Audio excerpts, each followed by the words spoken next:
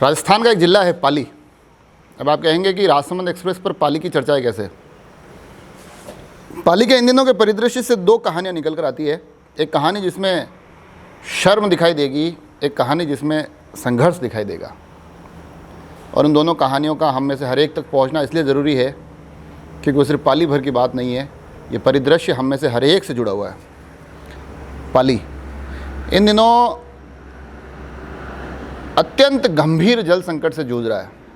एक ऐसा जल संकट जिसमें मतलब लोग सिहरने वाली स्थिति में हैं। एक डर है वहाँ। जल संकट से उपजे इस डर के इस वातावरण में हम उम्मीद करते हैं कि जो तमाम जिम्मेदार लोग होते हैं वो जिम्मेदार आगे आएंगे, वो कोशिश करेंगे कि जनता को इस डर से उबार सके, वो जनता को इस पीड़ा से निजात दिला सके, ऐसी उम्मीदें हम करते हैं। मगर कल्पना कीजिए जनता की, हम जैसे आम लोगों की इस मनोस्थिति का कि जहाँ पर तमाम जो उम्मीदें होती है वो एक एक करके हर रोज़ बदलते दिन के साथ दम तोड़ती है। होता होगा कुछ लोगों के अंदर गुस्सा भी उपजता होगा कि तमाम जिम्मेदार जो बड़े बड़े दावे करते हैं आम लोगों के जीवन को बेहतर बनाने का, वो एक पानी जैसी बेसिक सुविधा, मूलभूत सुविधा तक की व्यवस्था नहीं करवा पा रहे हैं। और पाली का परिदृश्य इसलिए भी समझना ज़रूरी है क्योंकि पाली से बहुत नज़दीक है जोधपुर, मात्र 70 किलोमीटर की दूरी पर है।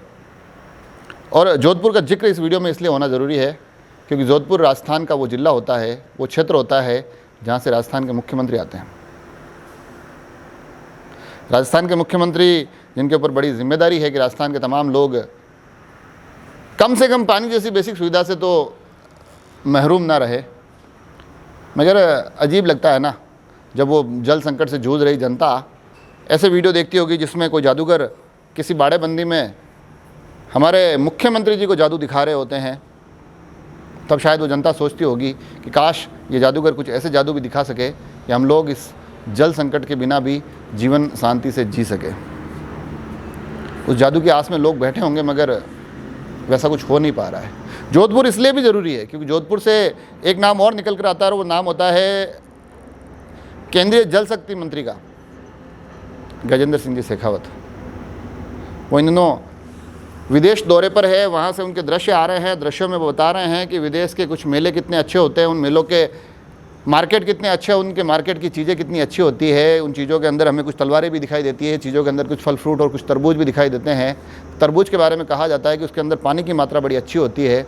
और जब विदेश के इन फ़ोटो के माध्यम से उस पानी की मात्रा वाले तरबूज पाली की जनता देखती होगी तो शायद पुनः एक पीड़ा, एक दर्द को महसूस करती होगी कि काश पानी की कुछ व्यवस्थाएं हमारे यहाँ पर भी हो जाती। जल शक्ति मंत्री है आप।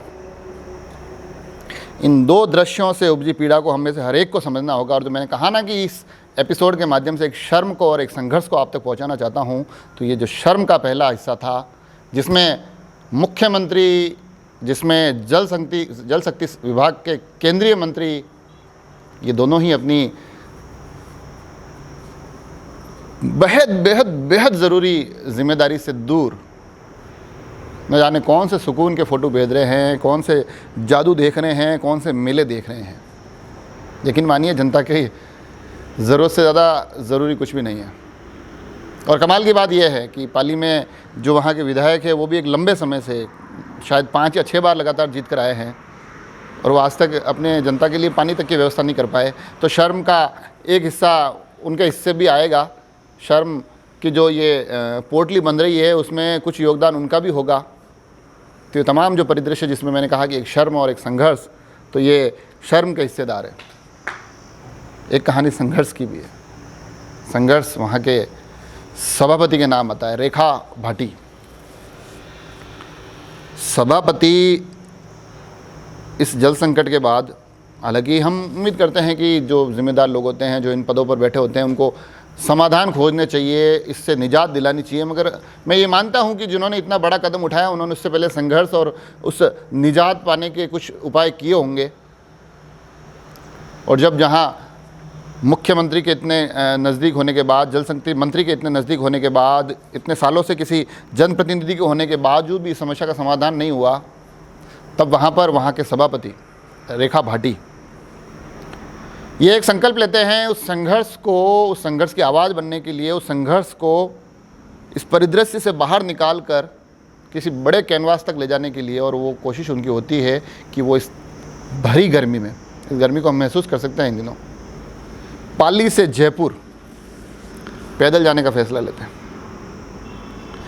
सभापति रेखा भाटी, उनके पति राकेश भाटी दोनों इस पैदल यात्रा का हिस्सा बनते हैं, पाली से निकलते हैं और इस भारी गर्मी में, इस भीषण गर्मी में इस एक संकल्प के साथ कि हम कुछ समाधान खोज कर लाएंगे, वो जयपुर के लिए यात्रा करते हैं। उनका संकल्प है कि हम वहाँ जाएंगे, मुख्यमंत्री जी से मिलेंगे। मगर चूँकि आज वो जयपुर पहुँचे हैं और मुख्यमंत्री जी संभवतया उदयपुर है बाड़ाबंदी में, तो मिलने का कैसे क्या रहेगा ये हमें नहीं पता। मगर हम ये ज़रूर चाहते थे कि आज के इस एपिसोड के माध्यम से हम समझे कि एक जिला मुख्यालय किस तरह से एक गंभीर जल संकट से जूझ रहा है। इस वीडियो के माध्यम से हम समझे कि किस तरह से उस जिले के जल संकट को दूर करने के तमाम जिम्मेदार लोग चैन से सोए हुए हैं। वो समस्या का समाधान तो नहीं कर रहे हैं, मगर अपनी अपनी वॉल से अलग अलग फ़ोटो भेजकर छिड़ाने की कोशिश ज़रूर कर रहे हैं उस जनता को। और किस तरह से उसी जनता के बीच का एक प्रतिनिधि उस संघर्ष को इस तपती दोपहरी में पैर के छालों के साथ, एक लंबी यात्रा के साथ, कुछ पीड़ाओं और वेदनाओं के साथ, एक दर्द के साथ एक ऐसी यात्रा पर लेकर चला है, एक ऐसी यात्रा पर निकला है जो जनता को शायद समाधान दे सके ना दे सके, एक सुकून ज़रूर देगा कि चलिए कोई तो हमारे लिए संघर्ष कर रहा है। क्योंकि मैं अपने तमाम वीडियो में कई बार एक बात बोलता हूँ कि कई बार स्थिति ऐसी भी आती है कि जनता को पता होता है कि इसके लिए हमारा समाधान मिलना बड़ी मुश्किल है, मगर दर्द इस बात का होता है कि हमारे लिए कोई संघर्ष ही नहीं कर रहा है। मगर कम से कम इस परिदृश्य में सभापति ये तो एक सुकून दे रहे हैं कि जनता को लगे कि चलिए कोई तो हमारे लिए संघर्ष कर रहा है। जुड़े रहें राजसमंद एक्सप्रेस से। धन्यवाद।